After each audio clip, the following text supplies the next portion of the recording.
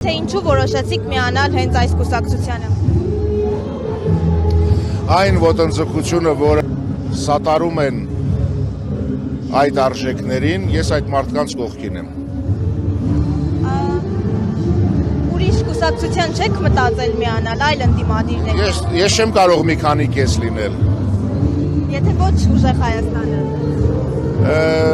Ցանկացած ընդդիմադիր, ով դեմ է այս արժեքային համակարգի ոտնահարմանը, ես նրանց կողքին եմ։ Հիմա ինձնից մի քանի հատ չկա, որ ես բոլորի հետ տարբեր տեղեր լինեմ, պիտի մեկի հետ լինես եւ եմ։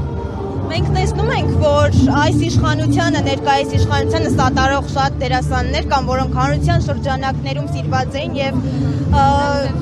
գործընկեր Մկրտիչ Օսմանյանը, որ վերջերս ողջույնը ցույց տվեց։ Ինչ կասեք այս մասին։ Իրենց հարցրեք, ես չեմ կարող որևէ մեկի տեղը պատասխանել։ Ես քննադատում եմ բոլոր այն մարդկանց եւ այն ուժերին, ովքեր ջուր են լցնում ազգակործան ջրաղացին։ Առհասարակ այս գալիք ընտրություններից ինչ ակնկալիքներ ունեք։ Փաշինյանը շանս կունենա վերարտադրվելու, թե ոչ։ Աստված չտա։ Ենթադրություններ չեմ կարող անել, քաղաքական տեխնոլոգ չեմ։ Ես իմ ձևով եմ մասնակցում ես ամեն ինչին։ Իմ ձևով։ Պարոն Ավասարյան, սովորաբար շոու բիզնեսի ներկայացուցիչները,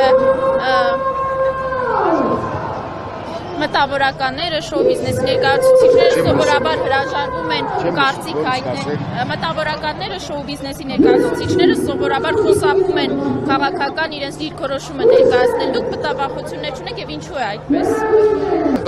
Ես չեմ կարող որևէ մեկի տեղը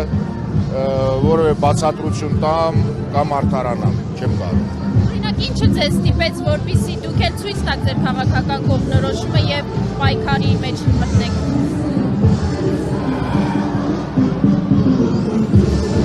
Գիտեք,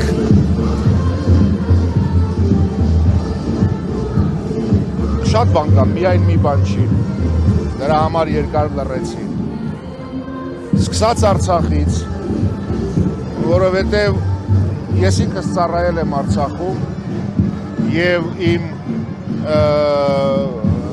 կենսագրության կարևոր մի մասը կերտել եմ այնտեղ։ Ես եղել եմ զինվորն ու պաշտպան այս երկրի։ Եվ հիմա հոպ բարձվեց, որ այդ մերը չի։ Այսինքն այդ կենսագրությունն ինձնից փորձում են ոգել,